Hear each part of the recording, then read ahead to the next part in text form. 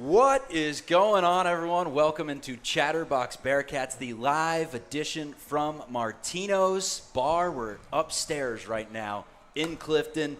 Game day, Martinos has you covered. It's one of the best spots around to catch Bearcats games, home or away. Away today as the Kansas Jayhawks are hosting the Cincinnati Bearcats. We got TVs everywhere. The crowd energy is going to be there's a palpable buzz in the air once the live folks start rolling in. You need to get your way over to Martinos right now. On the menu, we got classics for everyone. Italian-American, wings, salad, pastas, pizza, loaded fries, offbeat desserts. Whatever you got, Martinos on Vine has it. Food that satisfies, vibes that fire up your day or your night, all just around the corner from campus. Let's go. Let's get the energy going. We got Hudson Klauke Houdini. We got Eric Lilly, Nick Niehaus on the desk today. Honestly, this is the first time the four of us have ever been together in the same room. I think Hudson's meeting Lilly for the first time. But we are here to bring the energy today. Yeah, good to see you guys. Nice to meet you. Kansas, 4.5-point favorites right now against Cincinnati, and we got to start with the big news. Dante Corleone, the big stopper up the middle for the Cats, is out for the game today. However, Cincinnati relatively healthy aside from that. Kansas has some injury issues. Kansas does have a quarterback in Jalen Daniels. It's going to be tough to stop. Hudson, how are we feeling about this ball game today? Well, I said in the midweek show, if Dante Corleone doesn't play, the spread better jump to about 9.5 to 10 points before I touch it. I'm trying to find the live spread right now. I assume it's, 5.5, 6? I'm still hammering it either way. It doesn't matter. I am a little nervous, though, with Dante Corleone. I mean, he is, arguably our best player, most impactful player. For him to be on the sidelines changes things drastically. Hopefully we got some next man up mentality there, and we can stop our guy Jalen Daniels. It's only his 6th season playing college football, so I think he's seen it all. Houdini knows the nuts and bolts, but Eric Lilly gets into the weeds. He knows the 2 deep, the 3 deep. What are we expecting in terms of replacement today from Corleone? Yeah, this is a big day for, I think it's going to be Isaiah Rodgers. We added him in the spring from Monmouth. So this is this is a big one for him. Jalen Hunt, who was here last year, but he's out for the season, another option. Kamari Burns has played some this year. That's our depth at tackle, and one of those guys really needs to step up and, not beat Dante, but keep everything under control. So we've got a couple guys there, but none that are proven, of course. Nick Niehaus, always under control. He's our panelist that keeps it light. No Scott Satterfield firings today. Just a big potential win for the Cincinnati Bearcats. This game is so huge, fellas, because they got Iowa State next up on the schedule. Iowa State 14th in the country right now. This is one of those swing games. We talked about how important Nebraska was. Hopefully heading into a game today undefeated. The Cats weren't able to get it done. Brendan Sorsby in that game against Nebraska throws for 80 yards, and then Bowling Green, Northwestern State, kind of a wash. We have no idea what to make of this team, and a lot of how we feel about Scott Satterfield and the future of this program really rides on today. I mean, that's what college football is. It's 1 week at a time, man. Yeah, before we went live, I was just like, I know it's cliche, but, this is a measuring stick game. Again, we are talking about Kansas football. I don't want to belittle our opponent, but this is not a program that is heralded for years. Yes, they're good and they've been good under Coach Leipold, but again, we just went to the playoff less than 5 years ago. We should be able to go into Kansas and win, but it doesn't seem like anybody's that confident. I mean, we're 4.5-point underdogs, probably more with the news of Corleone being out, 5.5 now. You got to win this game. It's sad what the confidence level is for this program right now. Yeah, we were actually talking to one of the bartenders here at Martinos, and she said, usually this time of the year, this time of the day, there's that palpable buzz, and it's not here. And I said, that's the Scott Satterfield effect. Anyways, UC has a chance to really, really turn up the heat today with a win over Kansas. I'm talking you win this game, you go into Nippert Stadium. Granted, it's not a nip-at-night game. It's a high-noon game next week against Iowa State. But UC has a chance to really – because right now this is a team that we think could win potentially 8 games. They could win potentially 5 games. They could be dark horses in the Big 12. We have no idea. They hung tough with Nebraska and beat the living breaks off Northwestern State. What do we want to see today? For me, it's an Evan Pryor deep play. It's maybe a turnover. Remember last year, Lily, the punchers – Golday and company were punching the ball out. I want to see us win the turnover battle in at least one deep play in the game today, and let's step on their throats early. I mean, when have we had the opportunity, Houdini, to just bask in an ass-kicking? It's been a while. I mean, we're talking about a Kansas team. I know we were talking about being a dark horse, but this is a team that beat Fresno State Wagner, lost to Missouri, and then beat West Virginia at home. West Virginia, who's 2-2, who lost to our beloved Ohio Bobcats. Like, this is not a good juggernaut. Eye test, though. Good eye test, right? Right. They've done it before. They won 9 games 2 years ago with Jalen Daniels at quarterback. So they've done it before, and like I said, on the midweek show, they lost 5 games last year in a single possession game. So balls bounce a different way. Things are different. And Jalen Daniels looks more dialed in this year, but it's Kansas. They didn't win more than 3 games for 13 years until Lance Leipold got in there. Like, this is not a storied program. It's massive. I hate to do it again, but I'm declaring it a must-win. Oh. This is the second must-win of the season. We already lost the first must-win. Now this is the second must-win. It's got to happen because – in reality, if they win this game, we're feeling really good about UC football again, just like that. They lose, different story. Now, for me, I'm feeling good, really good. You beat Iowa State, I'm feeling really good. What do you want to see, Lily, in terms of schematics today, in terms of players that step up? So you brought up Evan Pryor, and this is supposed to be a really good rushing attack, and it just hasn't happened yet. Sorsby's our leading rusher. Sorsby's our leading touchdown rusher. I want to see Tyree Walker blow up today, or Evan Pryor with an explosive run like you mentioned. I noticed last night that Tyree Walker's second best game of his career was when he was on Oklahoma at Kansas. He had 156 yards and a touchdown. Ooh. A couple years ago, some other players, I checked, there are a couple guys that are still there. But I want to see the running game. Like, this is supposed to be, a Satterfield staple, and we just have not found a way to establish it over any of these 3 years. Like, I know Kiner was good, but in terms of, consistent, we need both of those guys to show up today, I think.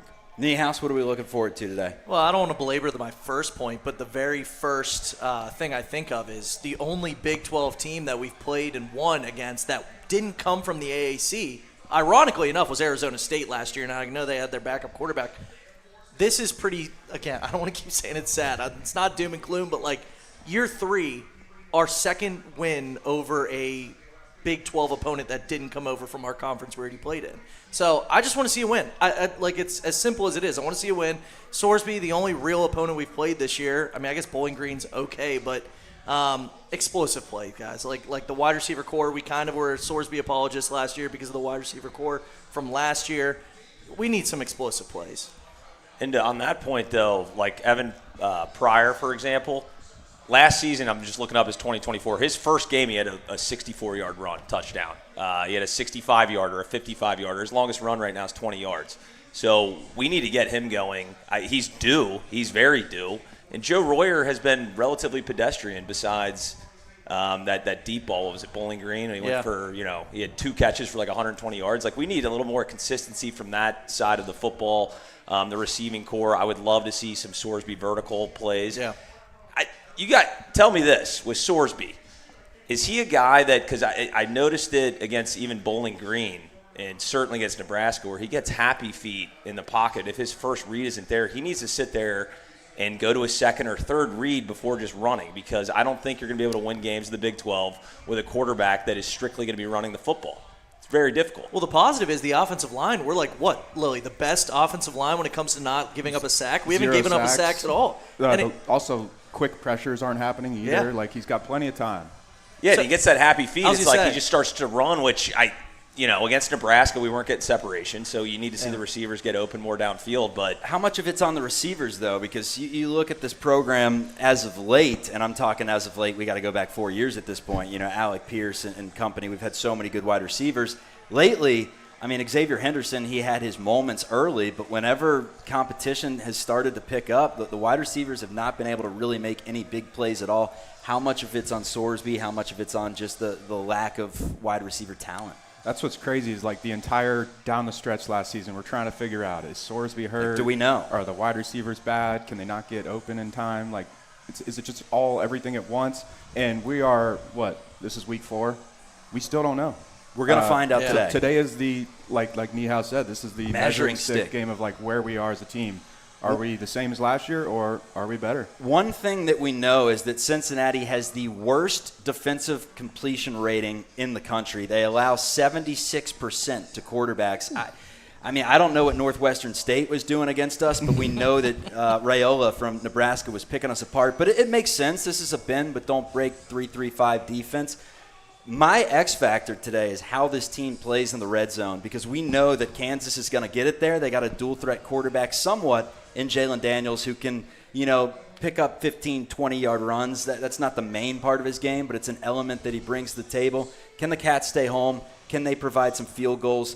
That's what I'm looking at today, the red zone defense. The extra week of rest, though, how big is that, fellas? Well, I want to get into the defensive formation with the 3-3-5. I actually like how we stack up with the 3-3-5 against Kansas, because they get really wacky with their formations and their play calls. Like last week against West Virginia, they had a fake triple option to the left, wheel route to the right, and he found him wide open. I like that. It's tough giving up 70% completion percentage, but like they won't allow explosive plays on defense. That's obviously the method there for Tyson Veit. So like Kansas is going to try to get wacky, and it's like they're just going to be in front of us, I feel like. So I actually like our matchup with the 3-3-5, and also having that extra week of rest. And it's obviously huge. Just maybe even 2 weeks of rest, because we played Northwestern State, and I think Houdini was in coverage against Joe Royer there. So I think that actually plays into it as well. We might need a month of rest after every game for our defense's sake. Like I talked about it with the time of possession. I understand the dink and dunk, bend, don't break defensive philosophy, but even against Bowling Green, I'm looking up the possession. We had the ball for 22 minutes to Bowling Green's 38. And it was worse against Nebraska. And Nebraska was 20 minutes to 40. It's your defense is on the field for way too long, and part of that is on the offense to keep the ball moving, which is interesting. We haven't had many explosive plays, and we still had the ball for that little a time. We'll see what happens today, but I think truly if things don't work out from a defensive side, that you got to switch up the strategy schematically on the defensive side of the ball. Like, we can't just be sitting on the field for the entire damn game on the defensive side.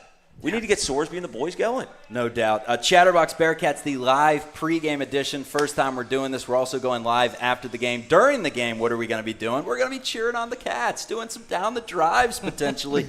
So get your ass over to Martinos. We're upstairs right now. We have at least over-under set on TVs, at least 11.5. I'm going to take the over. We got tons of TVs up here. We got Mortal Kombat. We got NBA Jam. It's VIP up here, so get over to Martinos. Enjoy the hoagies. They're 2 feet hoagies, sandwich monstrosities. They're piled high with everything from shaved ribeye to hot Italian sausage. Get some food, get some drinks. Let's have some fun and cheer on the Bearcats to victory. The extra week of rest, though, Lily. How important is this extra week of rest going into a team like Kansas that defensively especially, they do some wacky things, coverages, blitzes.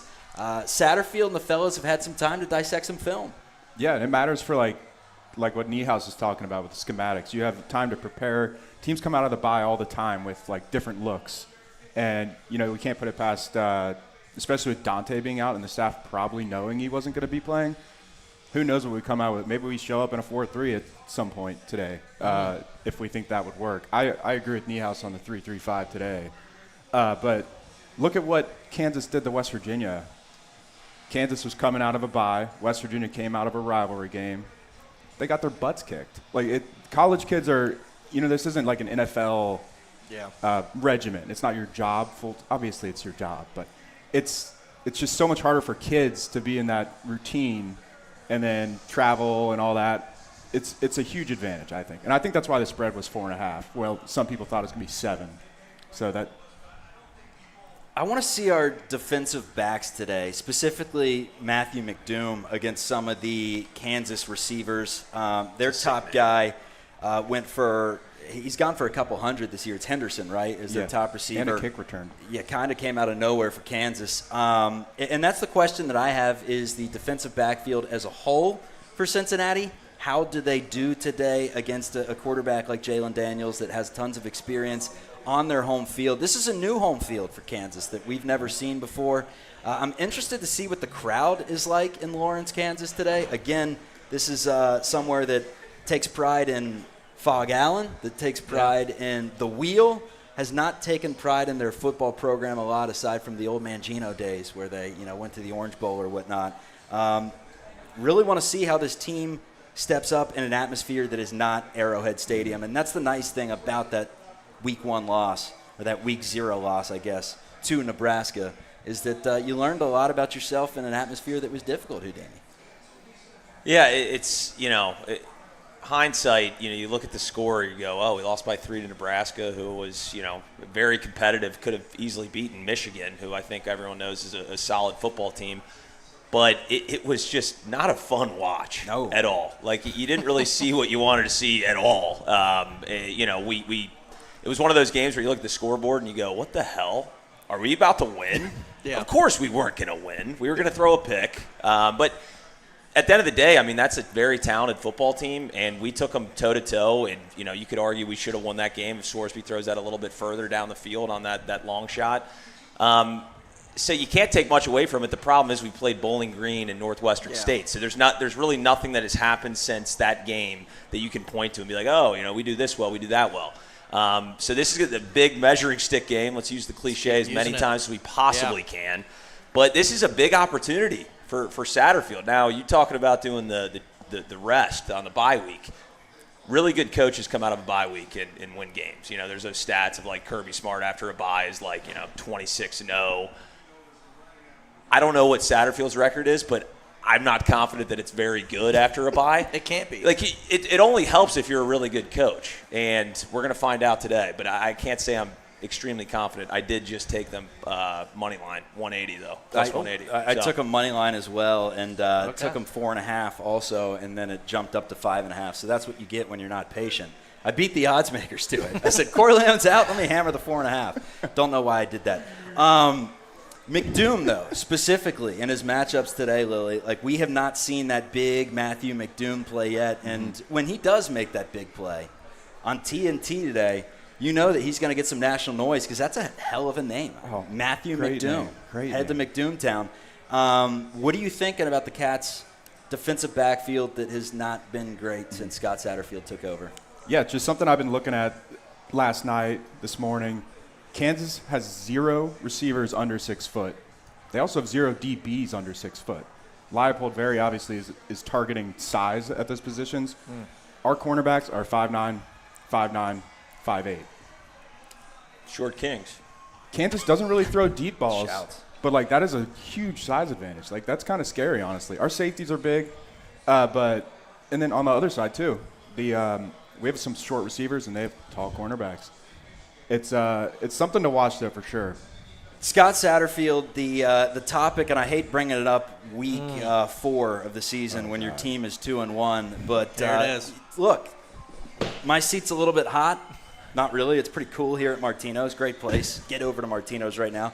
But Scott Satterfield's seat is a little bit hot if they can't win this game. Another coach that has an extremely hot seat is the former head coach of the Bearcats. That's Luke Fickell. The Badgers, because it's a betcha, they want him gone right now. Oh, yeah. I got to pose the hypothetical question. In some alternate reality, Satterfield goes, Fickell's available, Butch Jones is also available if you want to bring back leadership reps. Would you take Luke Fickell in an opportunity to bring him back and kind of absolutely restructure the glory days? No? Absolutely not. I'm going to puke. Yeah, no, absolutely not. I mean, I'm going to steal Lily's take from last year that kind of stuck with me. Like, I feel like when Luke Fickell was the head coach, we were a big fish in a small pond with a group of 5. We were the hottest group of 5 team in the country. He's proving he's not winning. Like, yes, the Big Ten is very top-heavy. I'm a Big Ten hater. You guys know I'm a Big Ten hater. He doesn't deserve to come back, right? Well, he absolutely doesn't. You got to kind of you got to win in order to bring him back. Like Rich Rod going back to West Virginia, time had passed, you know. And does granted, it he's lost to OU. So. Like, does it like even just look at Kansas, for example? Like, they brought in Les Miles, Charlie Weiss, like guys that just failed at big programs. You know who it did work with is when UConn brought back Randy Edsall, but I mean UConn kind of sucks, and when Edsall came back, they weren't necessarily good. They had just been better than they were in the past because Schiano it's UConn. Rutgers. Yeah, Schiano at Rutgers, I mean, he's proven that he's a hell of a head coach. And actually, Tennessee, when I was covering the Vols back in the day, they wanted to hire Schiano, and the entire fan base revolted. They said, absolutely not. And they went after, I can't even remember who it was at this point, that Alabama defensive coordinator, and then he was fired a couple years later. And I'm like, oh, they finally figured it out. If we were to hire Luke Fickell, we would have to admit that we're like our rivals across in Norwood. You know, hiring back Sean Miller and then wanting Chris Mack. Like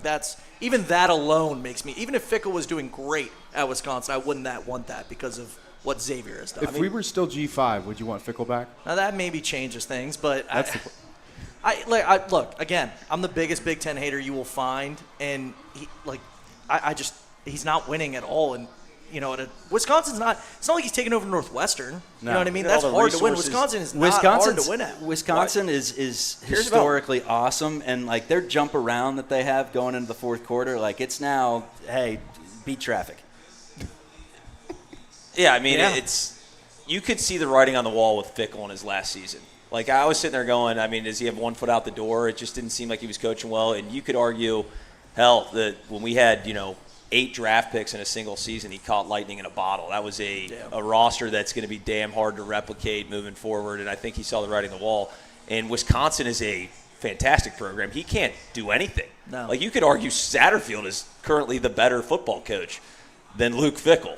And Dabo Swinney's probably going to be available. I don't even need to talk about Luke Fickell. I'm good on that one. Anyone that just does not want to touch the transfer portal is no good to me, and he is really struggling right now. But it's the catch-22, the double-edged sword, the weird scenario that we're in right now, talking about potential coaches, and there are some great ones on the board, specifically over at Tulane. They got a hell of a head coach in Summerall. And then also, who else do we really like? G.J. Kinney's one. Golesh is probably out of our wheelhouse there. From USF, who we thought potentially the Cats were going to go after the last time around. But Urban honestly, Meyer. the alum comes back. The best case scenario know. is that UC beats Kansas, is that UC beats Iowa State, and that Scott Satterfield is the guy.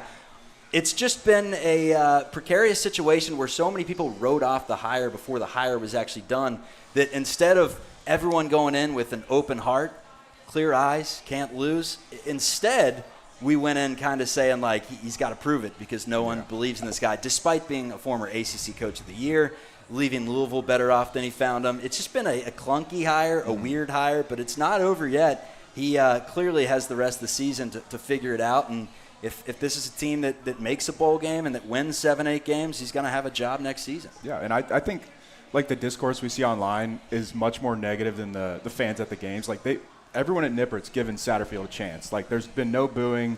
We're selling out every game still for the most part. We're just waiting for that turning point that hasn't happened yet. And like you were mentioning earlier, if we win this game, that Iowa State game is going to be like bumping. It'll be like the Oklahoma game, I think.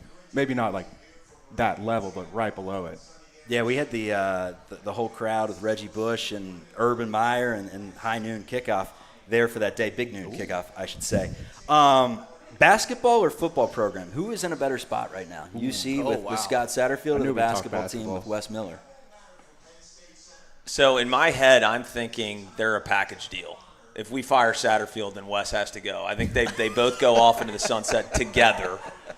That's what I've been thinking mentally. But I still lean Wes. Is it a better spot? Yes. I still lean Wes. What if Scott beats Kansas today? Oh, everything changes. Everything changes immediately. Playoffs. We're building the statue is what we're doing. No, I mean, I still lean Wes. But, I mean, they're in a very similar spot. Like, this is a make-or-break season for both coaches. Basketball is just easier for me to project. You know, you look at there's 12 guys on the roster. Football, it's like, I mean, we're getting guys that transfer from Monmouth playing D tackle today. Like, I don't know what I'm going to see at all. So with a Lyndon Wood wide receiver. Yeah, and I mean, if you look at, we're the third highest scoring offense in the Big 12 right now. That's how dumb the stats are that we're looking at so early in the season. It's a joke, and Caldwell looks like his numbers look good. Yeah. But what do we do against Nebraska? That's the real team that we played 69 passing yards. Who do we think can be a sleeper today in terms of because Tawi Walker, Evan Pryor, those guys, they're not sleepers offensively. Is there anyone that can maybe have that breakout game, whether it's Cyrus Allen, whether it's I guess Caldwell had it against Bowling Green, but I would consider a matchup with Kansas today a breakout if he could take advantage of that. And he's played Kansas. He played him last year at Lindenwood. They kept him in check. Oh, yeah. I want to say, you already said Evan Pryor. I'm going to go Cyrus Allen. Kansas did give up a ton of explosive plays versus Missouri. Like, I'm talking dozens of 10-plus yards. They were getting torched. We need to have an explosive day, and our most explosive players are Caleb Goody, Cyrus Allen, Evan Pryor. It's got to be one of those three. This is going to sound crazy. Like, who's the sleeper on offense potentially today? Like, Joe Royer. Ooh. Joe Royer, like, he's apparently the best tight end in the country, right? He had 3 touchdowns last year. He was a ghost against Nebraska. Yeah, he had a huge play against Bowling Green, and he had 2 touchdowns against that high school JV team we played 2 weeks ago. But, like, we are still waiting for the Joe Royer breakout game. It hasn't happened. It really hasn't happened. So, like, is it crazy to call him a sleeper when everybody, the preseason hype, was saying that he's one of the best top 5 tight ends in the country?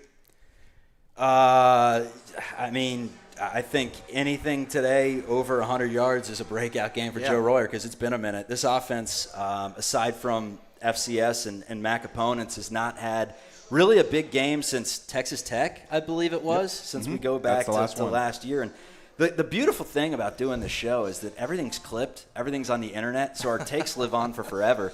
And there were times last year where we said, is he the best throwing quarterback, Brendan Sorsby, since Tony Pike? You know, and we believed it when we said it. And he was doing it against Pittsburgh and had the big game against Texas Tech. And it was a beauty to watch. But as of late, we've just started to wonder, like, what is the issue? Is it the fact that we don't really have vertical threats? Is it the wide receiver? Is it the just the lack of protection? Is it the run game that's not opening up the pass game? Like, what is it? Why can we not get any big plays?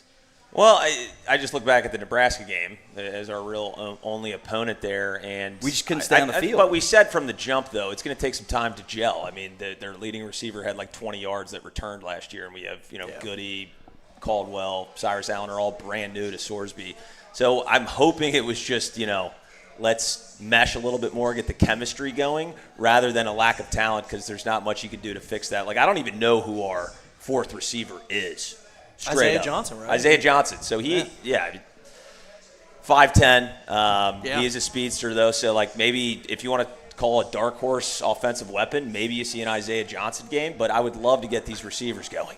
We got the TNT broadcast on the background, so we're going to go to meteorologist Chuck Walter with the weather report today. It's sunny and it is beautiful. Wind is moving to the northeast. Kansas fans already in the stadium. Packed. Yeah, they're packed. That's packed. They're ready to go. The Jayhawk heads on. I'm fired up, man. Like, this is Big 12 football to where if you played a team in the middle of the pack in the American, you're talking Temple, you're talking Tulsa, you're talking East Carolina, and now we're talking middle of the pack teams. Kansas, who legit looks really good. Like, Missouri is undefeated. They just took down South Carolina. Kansas had a lead late in that game. They look good, man. I think, what do we think about, so, our offensive line, it was new at Nebraska. The environment was crazy. I thought they did a good job. Like, it wasn't their fault we didn't look good. Like, Sorsby didn't get touched. So, obviously, that's a good experience for this environment that's going to be loud. Stadium looks beautiful. Look at that. Yeah, that looks great. It's looking good. You can't have 5 false starts. That is nice. They only show that side of the stadium for a reason, though. Just pointing that out for my buddy Corey, who's a Kansas fan. So Kansas's D-line, number 1 in sacks. They have 13 through 4 games. They were sacking Missouri like it was nothing, an SEC team. We blocked well versus Nebraska. I expect to protect Sorsby today, and I think if we don't, we're going to lose the game. One of my favorite things about hosting this show is we see Sorsby in the background warming up. He was 15 of 15 last week with 5 touchdowns. That's not bad. Big 12 player of the week. Meanwhile, Jalen Daniels, 817 yards in the season, a 66% completion rate, and he's got 12 touchdowns, 2 interceptions. Those 12 TDs are actually 3rd in the FBS. But one of my favorite things about hosting this show in general is the fact that we get to see other fan bases come into the live streams and talk about UC as a whole.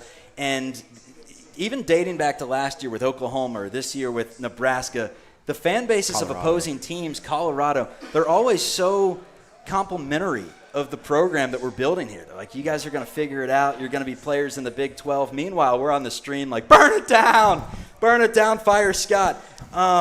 What are the big takeaways that you have from this program heading in the right direction right now? Because wins and losses, we're talking both football and basketball, they lead into each other.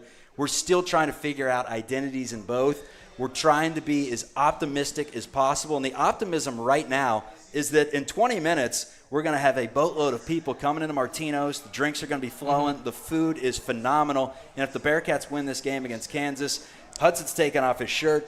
Niehaus is doing the Macarena. Yeah. And this is going to be a hell of a live postgame show. And we're going to be 3-1, fellas. At least I don't do Chuck, anything. They're nice because they're beating us every single time. Like I said, Hudson said it's a must-win. And I mentioned on the start of the show, like, we have beaten one Big 12 team that didn't come from the American Conference. Arizona State with their backup quarterback. Like, you mentioned middle of the pack, Big 12 team with Kansas, and it's much better than Temple. I was going to say it's almost the same in basketball, too, because we're Tulane. beating UCF and we're beating we need to, like, Arizona State. Can we just get to the middle of the pack? Because we aren't there yet, and it's year 3 of Satterfield. It's pretty embarrassing. So, yeah, all those fan bases are nice to us online because they just whooped our butts. It's like hating like the Browns. Yeah. Like Browns fans, I'm like, you guys are fine. Like, you guys suck. You've been terrible forever. So there's no animosity. Like, you were trying to do the rivalry with Kansas, and half the comments on that YouTube page were like, not really.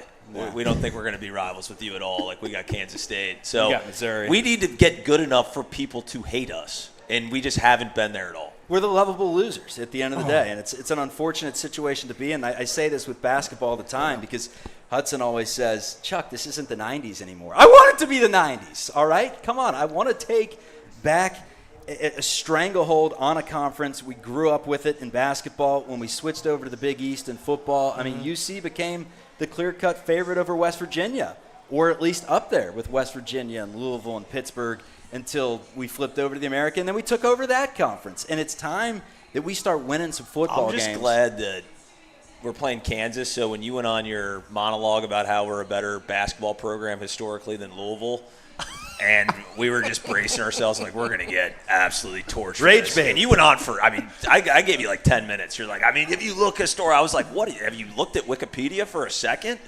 But yeah, we're a better football program than Kansas, so you can say whatever the hell you want. Hey, you say anything confidently enough, it doesn't matter what Wikipedia says. The positive, okay, here's the positive. I've been negative this whole show, but, like, the positive is you see Brendan Sorsby on the TV. The guy, he's got swagger. He's tough. He wants to win. Like, this guy is somebody that came back after a losing season last year. Satterfield also, what did he win, 3 games the first year? Like, this is not a lot of success under the Satterfield era, and he's still getting guys back. And I think Sorsby, kind of a mixed fan base with Sorsby, I feel like. But I am all in on Sorsby. I think he's tough. I think he's a gamer. And he looks like he's the number one guy who wants to win out there. Yeah, moxie he is wants the word to win. that I say. He's a competitor. He'll run through you. I feel like he would die on the field for the Bearcats. I really do. Like Gunnar Kiel. Against Kansas? Yeah. Against Kansas. Against Kansas. No, Sorsby's a dog, man. Like, look, they just showed him that was the sickest fit I've ever seen. Yeah, he has like a cutoff sweatshirt with a mullet going. That was Are sweet. you serious? That was sweet. That's QB1. Yeah. And, there's one thing to say about Satterfield being able to retain stars. Like Corleone, I'm still shocked that he's not playing today. But he had every opportunity to go to the NFL. He's not moving well. Give the people an update with what you see on the TV. He looks like me in the middle of the night if I ate too much Skyline chili trying to waddle to the bathroom. So, yeah, Dante Corleone, I guess the extra week off did not help him from a health standpoint because he's waddling around over there. Yeah, and we talked about some of the players earlier on the show that can take over for Corleone today. The Monmouth transfer. You're going to have to help me out with his name, Lily. I'm going to have to get used to it. Rogers. Lily even had to check his Isaiah name. Rogers. He's like, wait a minute. I had the last name. So that is we need to talk about that because This that is is a big day for Isaiah. LaShawn Williams, Kansas's running back, 6.5 yards per carry. And we run that. He went for 3-3-5. 129 against West Virginia, but he was 3 carries for -5 for -5 yards against Missouri. So, but that without Corleone is massive. Like, we needed Corleone there. So UC, only FBS team this season that has yet to be sacked. Wow. Yeah. How about that? And Let's keep Kansas that one allows going. 133 yards per game. That is 12th in the Big 12, which has. We got to run the ball, man. It's called the Big 12, but how many teams do we have in this conference? 16. now? 16? Love how every conference in America is like that now. The Big Ten with you're in 14th place. So, only team that has yet to be sacked this season. Do you think Sorsby escapes some of that pressure just because he likes using his legs and he thinks that's his best advantage? Or do you think it's a matter of him just not necessarily being comfortable with his receivers' route patterns yet? I think it's the latter there. Like I was saying earlier, he just gets those happy feet, and I think he just has to be a little bit more patient. I'm sure he realizes that.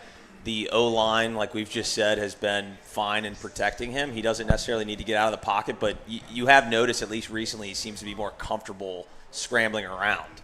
It's similar to Joe Burrow, right? And actually, we got so ahead of our skis last year when Joe Burrow shit the bed for the first 4 games. We were going, is Sorsby better than Burrow? We have it on That tape. was Is on Sorsby tape. better than Burrow right now? Was I the one who said that? That was. I think we both said it at the same time. That's bad. We have our fair share of regrettable takes from last year. That's Absolutely. for sure. But I think it's got to be a balanced approach, but you can't just strictly rely on the run game. But, I would love to see Tawee Walker get more carries. I feel like he's been used seldomly, and I think he's a really good back, very similar to Corey Kiner-esque, and we would feed Corey Kiner consistently. So that's what I'm hoping to see. The beautiful thing about this conference as compared to the American, Niehaus said week 1 against Nebraska was a must-win for UC. In order to make the playoffs years ago, yes, that would have been equivalent to Notre Dame or Indiana. That is a must-win. Nowadays, it truly means nothing. It was a measuring stick game. It was a chance to figure out what you're made of in a road environment. That is done. The slate is clean. UC is 0-0 in the Big 12. And we know the winner of the Big 12, the team that wins the most games, and somehow there's always a tiebreaker that's someone we figure out who goes to the playoffs. You win enough games, you're in contention to go to the playoffs. Kansas is the first team up on the schedule. Around the league today, Central Florida, Kansas State, Baylor, Oklahoma State, Utah, West Virginia, Arizona, Iowa State, BYU, Colorado. Let's break down these games. I know that you two, and I'm pointing to Houdini and Niehaus, we're not going to be able to break down Utah. Lily's pulling up his pad, all right, let's get into the detailed notes of Utah. No, we're just picking these games today. UCF, Kansas State. Kansas State was actually supposed to be pretty good entering the season. They suck as of right now. Yeah. Do we like the Knights on the road taking down Kansas State? We'll go. I know Lily's answer. That's clockwise. I know Lily's answer. Are we going answer. spread or money line? Just straight up, who wins? Straight up. Give them Kansas State. Yep. Kansas State. Kansas State's winning a big game at home. Niehaus? Well, I just I hate UCF, so I would never pick them on this program. Perfect. Kansas State. Houdini? -5.5 Kansas State is what I'm seeing. Kansas State sucks. I mean, they just suck. They're bad. And that's why the Big 12 is such a beautiful conference. It's beautiful. The In preseason football. projections are such a joke. There was multiple media guys, Kansas State is winning the Big 12. Yep. They're 1-3. They've looked atrocious. Things could be worse over in UC land. We lost to Nebraska by 3. The quarterback's dad is fighting fans. Did you see? I did in see Ireland? that. I respected that. That was his son. That was like his own, Peyton that was Siva's that was a dad. father-son fight. Yeah, and that's good. That's the type of fire you want to see. You just lost the game. You just start fist fighting your son. I'm in of course on that. you do. I'm in on that. Did they lose to one of the academies? Yeah, did they lose to Army? Yep. Yeah, you're fighting your son after that. I mean, you just lost, we just lost to Army. You enlist him. Let's go out of the parking lot and figure this thing out. Oklahoma State, Baylor. It's in Stillwater. Speaking of a team that sucks, Oklahoma State's at home, and they're 21.5-point dogs. Mike Gundy, I'm a man. I'm 40. He's now unemployed and 50 at this point, so life comes at you fast, but hell of a coach. Pour one out for Mike Gundy, who's one of the better coaches in the Big 12 this millennium. But Oklahoma State is clearly in a transition year when you fire your coach 3 games in. Let's go spread on this one. Baylor -21 and the hook. Baylor. I regrettably watched some of the Oklahoma State game. They are horrible. Our midweek show before that, Niehaus, we are going to be treating it like Northwestern State. And if we lose that game, I know it's in Stillwater. No one's going to be there. Leave Scott If we lose there. that game, we're Yeah, we've got. Wow. It's like, hey, Lily's saying that. Scott, we don't have an Seriously. extra plane ticket. You're staying Lane here in Kiffin Stillwater. style. We got a Drury Inn for you. We could have Sorry lost to about Northwestern State. Lily would be like, listen, like it's only his third year. Give him time. Like, you got to let him build his This program. McCorkle guy's got it. Oklahoma State's the cutoff. Niehaus, you like Oklahoma State with 21 and the hook at home? Let me preface Captain this. Hook will say I've they probably are. placed about 40 wagers in football season. I think I've won about 5. So now, granted, they're all parlays, so I need to get on the straight bets. This is good for me. Maybe I need to like take what I say. Vegas on was this thing. built on parlays. You know, give me the Pokes plus 21.5. New coach, obviously interim. They're not just going to cower Ewing down. They're at effect, home. man. It's the Ewing effect. They're at home. Like, They can't how be many saved. fans do you think are going to be there, though? That's the issue. They can't be saved. This is why you're 5 for 60. Yeah. Like I'm not betting on Oklahoma State to do anything. I would take if the over was 3, I'd take the under.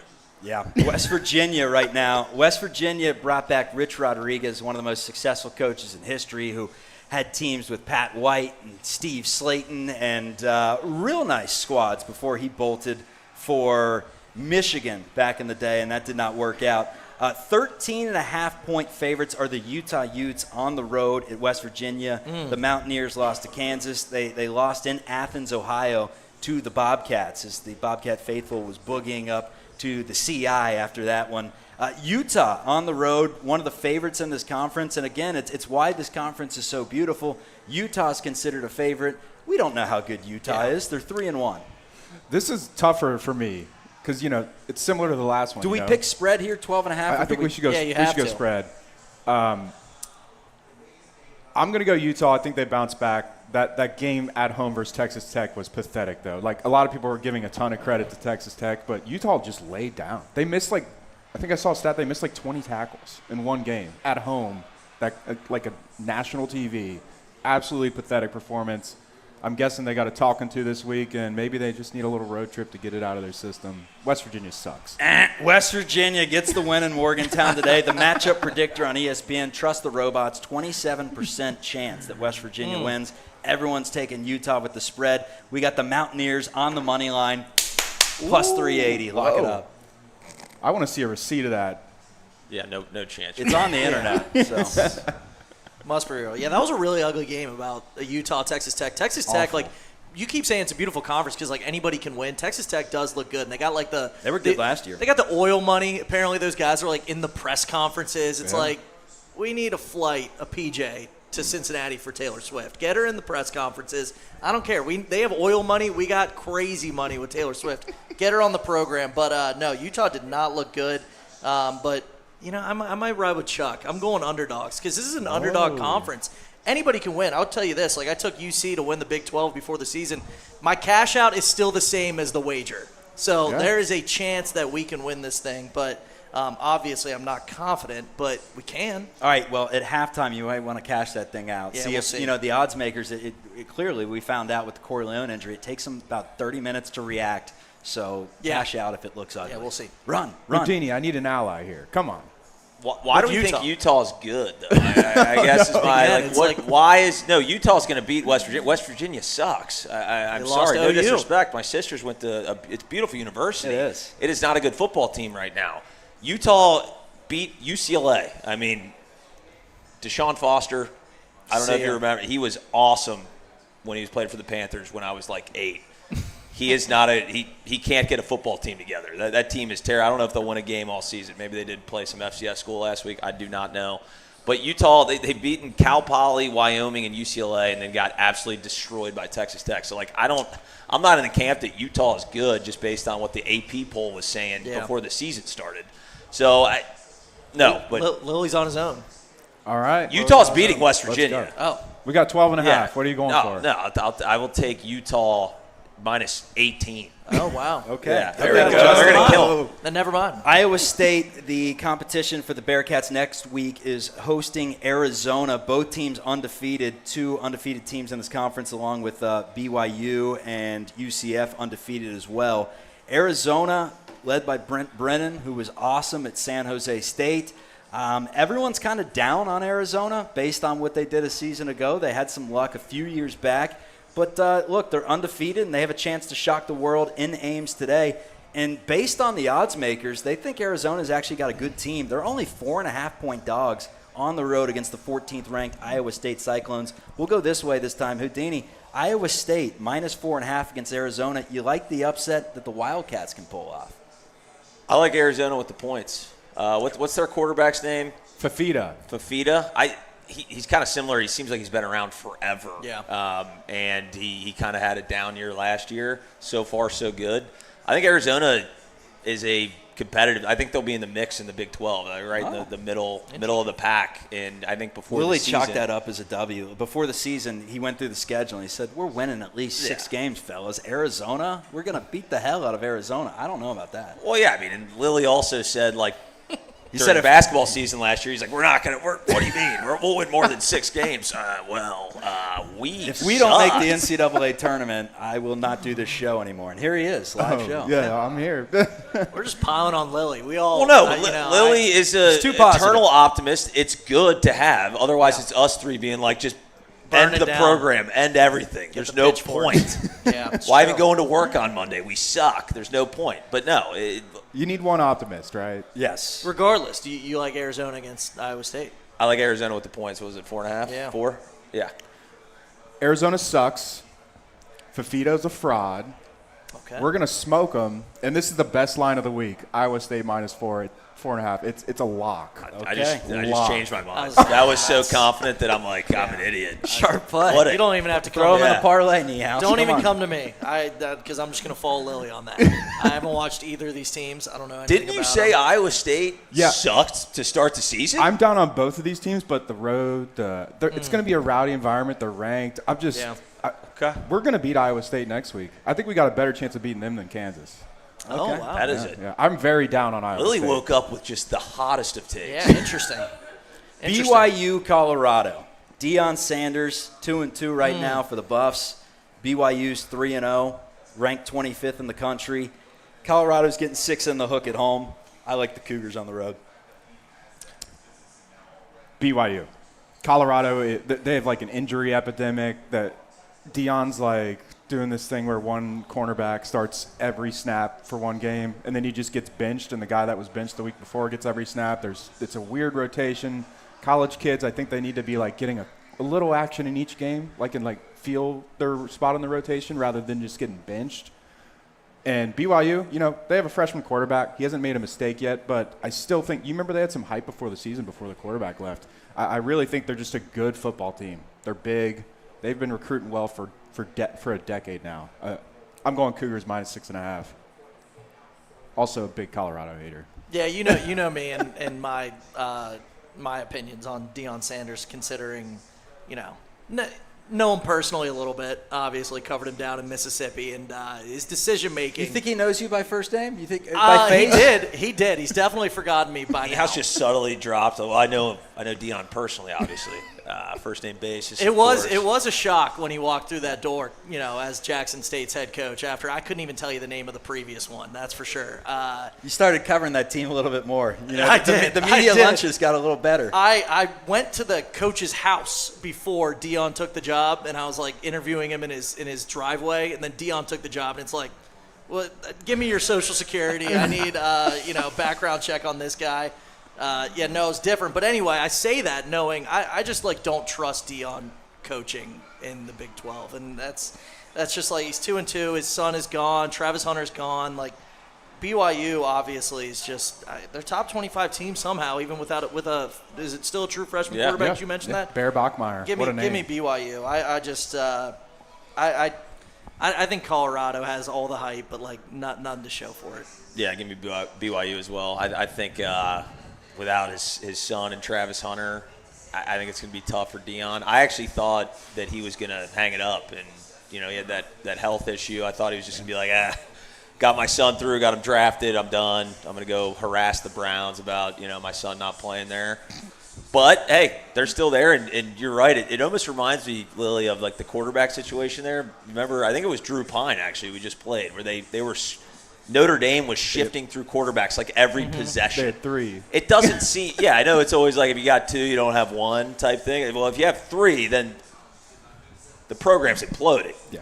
We don't want that. You want to keep one guy on the field, and it doesn't seem like that's the case there. So give me the Cougars. Now to the main event, potentially the best game of the day, honestly. Iowa State, Arizona is a pretty good one as well, but based on the spread, it's right up there. It's Kansas hosting Cincinnati. We start this thing in 7 minutes, post-game show to follow. If you're watching this stream right now, especially if you're on the campus of the University of Cincinnati, strap up your boots, walk across campus, and check us out at Martinos, top bar. Drinks will be flowing. Cats, 4.5-point underdogs. I think Sorsby's going to have a nice game. I like Cincinnati 28, Kansas 24. Ooh, we have to come out with the scores? Why not? Oh, man. Let's say I'm going to go – we're going to score today, guys. Yeah. I'm going Cincinnati 34, Kansas 24. A big win for Scott Satterfield. Yeah. Statement win right there. I just like with our defense and the way that, you know, the lack of time of possession with us and the way that we just let them, you know, run the clock. And I just don't know if it's going to be that high scoring. Let me go. We'll just go Bearcats 21. Let's go Kansas 20. An odd one here. Niehaus is on the under. Score-a-gama. Hammer it. Yeah. I mean, Jalen Daniels, I know he's 27 years old, but I just don't think that there's going to be very many explosive plays. So let me just go with that. Also, Brennan Sorsby leads the team right now in rushing yards with 175, has 4 touchdowns. Both of those lead the squad. So the question I ask you before you make your prediction, Hudson, will Sorsby be the lead rusher for UC today, the most touchdowns, or will we see a big Tawi or Evan Pryor game? I hope it's Tawi Walker. I want Sorsby to be in that 40 to 50 yards rushing, and I want Tawi Walker to be close to 100, and then hopefully get a Pryor big play. But, yeah, I'm taking the over-under right now, 56.5. I'm going to take UC, take the under 30 to 21. And talking about old guys, my dad's got a Kansas friend, and they said just be on the lookout for Sean Hanukkah, their tight end. Yeah. 3 touchdowns so far. Talk about old guys, 26, 7th year, graduated high school in 2018. Oh, my God. Congrats to him. He's married and expecting a son. Great for him. Congratulations to Deshaun, but he's going to get his ass whooped today. Yeah. But, you know, kudos to him and his son on the way, 26. I just saw the statistic up on the screen that Brendan Sorsby between Indiana and Cincinnati has 41 total touchdowns and 14 interceptions. What are the chances that Sorsby can kind of pop back into the spotlight as being one of the better Big 12 quarterbacks? Because as of right now, even the PFF guys in Cincy, they had some questions about his downfield threat and said, you know, he's good going to the sticks. He'll put up some modest numbers, but he's not someone that's going to be upper echelon Big 12. Yeah, we kind of hyped the Big 12 quarterbacks before the season. It wasn't just me. It was national media saying, like, is the Big 12 quarterback group better than the SEC or the Big 10? And Sorsby was, like, on the fringe of that conversation for a lot of people. And a lot of those guys just haven't been performing this year. Last night, Josh Hoover for TCU, he blew the game. And he, in my opinion, is probably the best quarterback. Mm-hmm. Sawyer Robertson hasn't been awesome. Baylor's lost a couple games. Sam Leavitt, he's had a couple weird games. Seems like he might be more of a running guy than a throwing guy. So I'm at the point, like, just like this whole program with Satterfield and, like, what this win would do for the program. If Sorsby looks good today and we win, people are going to be talking about him in that top quarter, I think, top 5. Yeah, and a couple teams do not play today that actually played yesterday. Arizona State and TCU. Sun Devils won that game 27-24. No Cam Scattaboo, but they are considered one of the best teams in this conference. Houston right now is 4-0 with good old Willie Fritz. And aside from that, everyone else plays today in the Big 12. We got Tim Klauke in the house, Chatterbox Bearcats. We're going live after the game, everyone. Enjoy the contest. Get over to Martinos. Get one of these 2-foot hoagies. You best believe I'm putting on the bib and the seatbelt, and we're going to strap in for a big game between the Bearcats and the Jayhawks. Plus 4.5. Take it to the bank. 5.5. 5.5, excuse me. Line moved. Corleone out. Big one for the Bearcats. Hudson, Eric, Nick, and Chuck. We'll see you soon.